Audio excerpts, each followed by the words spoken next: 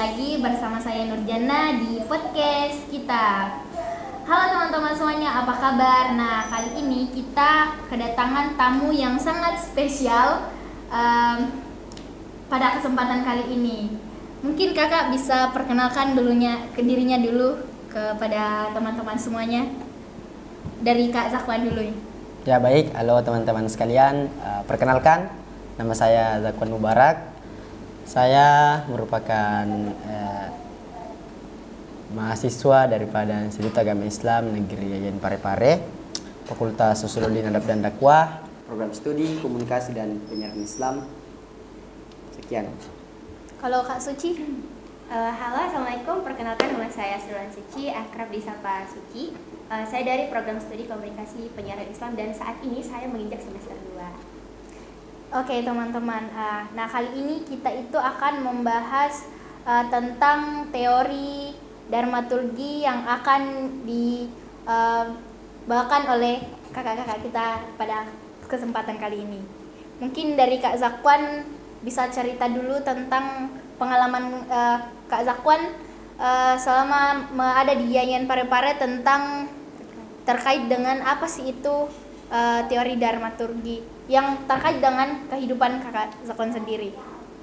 Ya, tentunya kalau kita melihat daripada teori dramaturgi itu sendiri dari segi kehidupan, teori ini tentunya merupakan salah satu teori yang paling sering kita jumpai dalam kehidupan kita, khususnya sebagai seorang mahasiswa itu sendiri. Pertanyaannya adalah, mengapa hal ini menjadi suatu hal yang paling sering kita jumpai?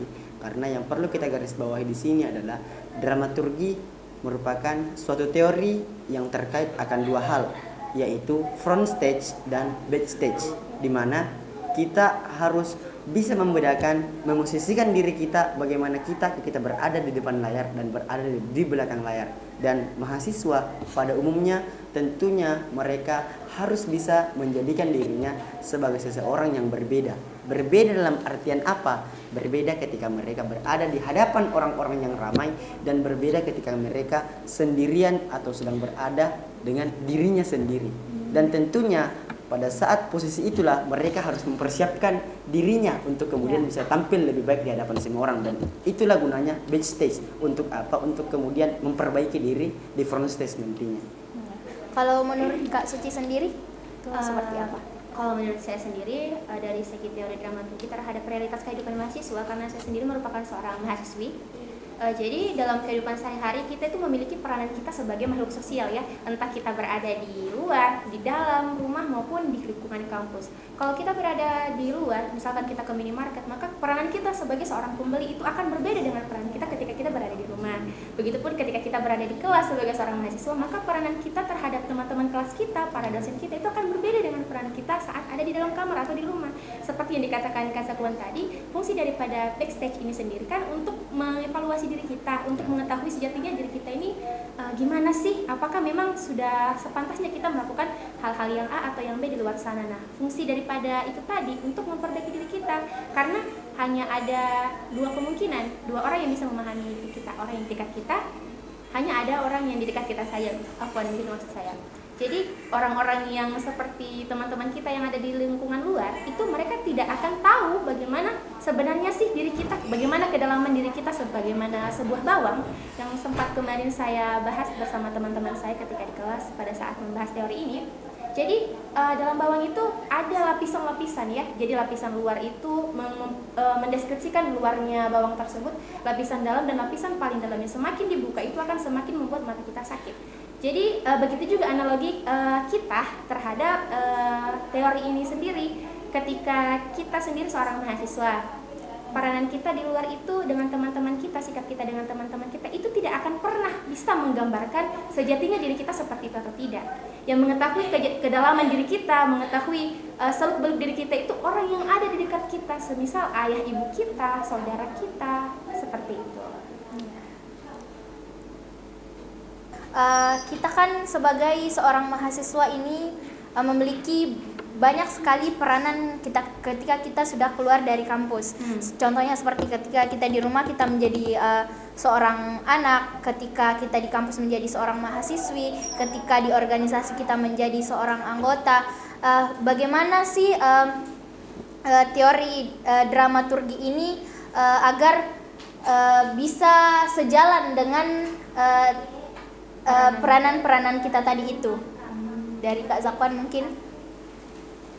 Ya tentunya ketika kita ingin membuat teori dramaturgi ini yang notabene-nya merupakan teori yang sangat terdekat dengan kehidupan kita, ketika kita ingin membuat hal tersebut sejalan dengan apa yang tentunya kita lakukan, tentunya ada beberapa hal yang perlu kita perhatikan ketika kita ingin mengaplikasikan atau membuat teori ini relevan dengan kehidupan sehari-hari kita.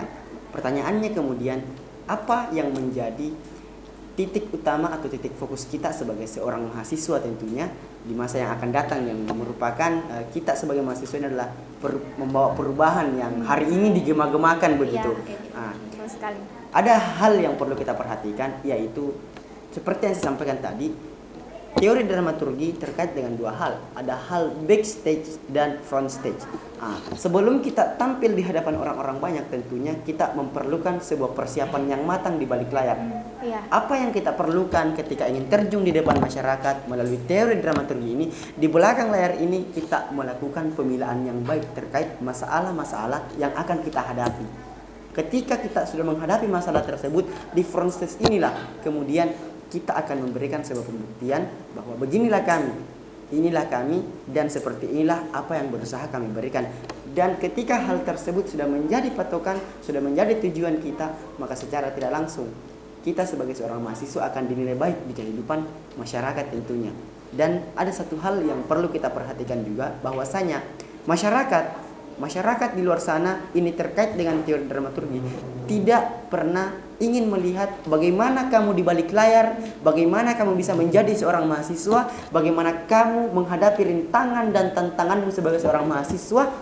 Hanya satu yang mereka ingin tahu, kalian mahasiswa dan kalian adalah orang yang berpendidikan. Ada beban yang harus kalian tanggung daripada harapan masyarakat itu sendiri.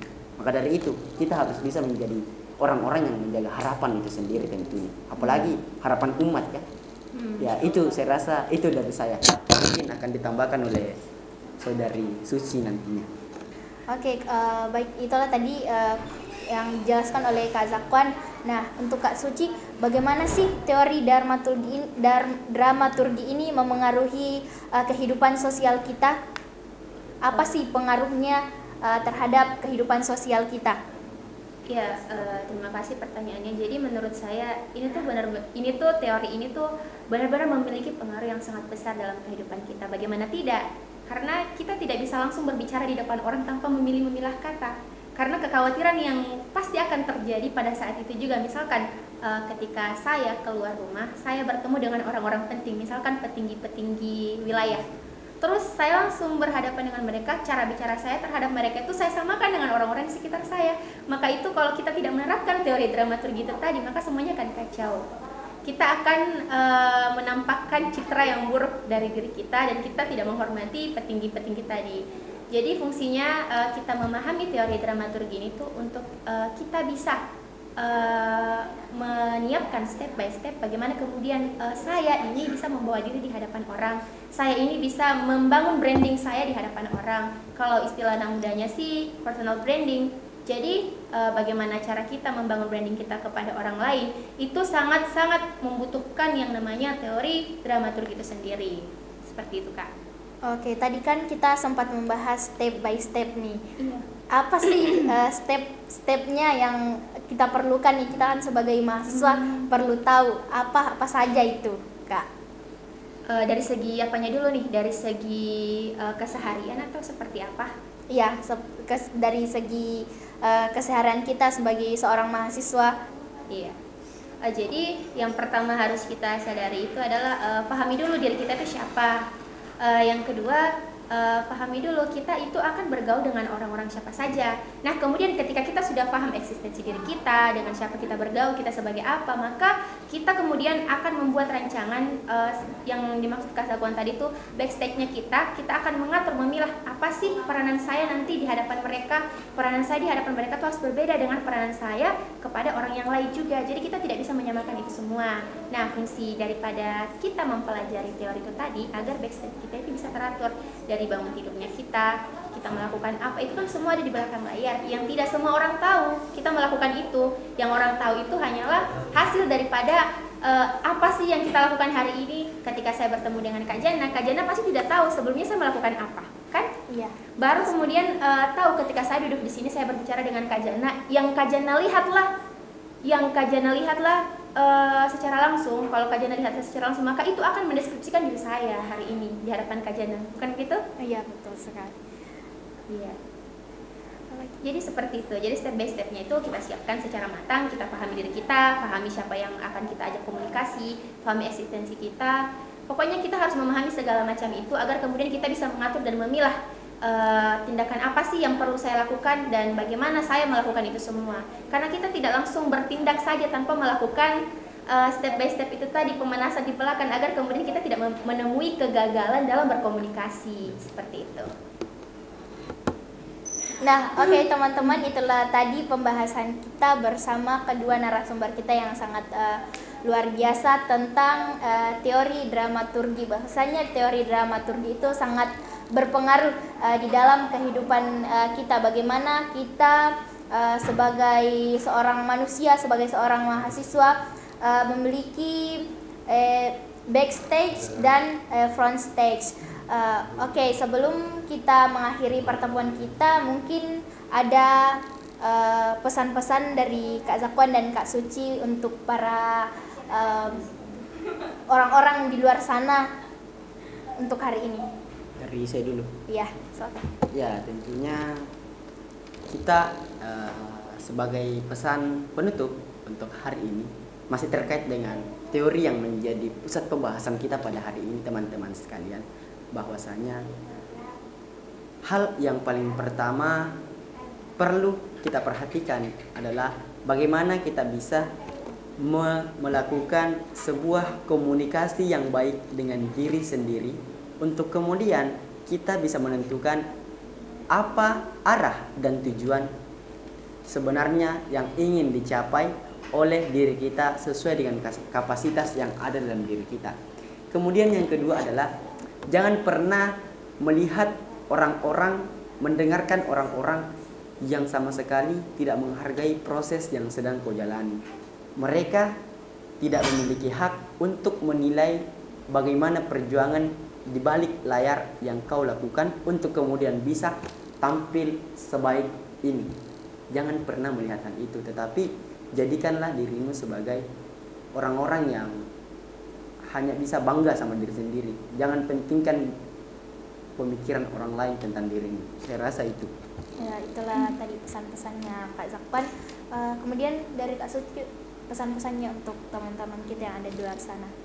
Kalau dari saya sendiri sih cuma satu, pahami bahwasanya kita itu adalah seorang manusia yang memang hidup di lingkungan sosial yang sudah fitrahnya.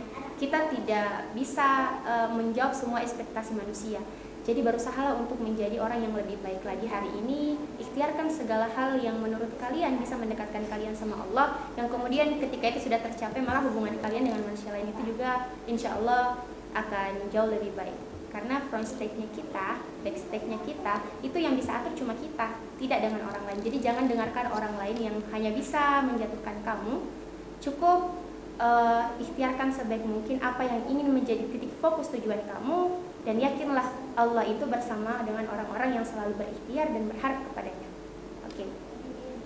Masya Allah, Alhamdulillah, kita sudah mendengarkan bersama-sama pesan-pesan dari narasumber kita yang sangat luar biasa pada kesempatan kali ini.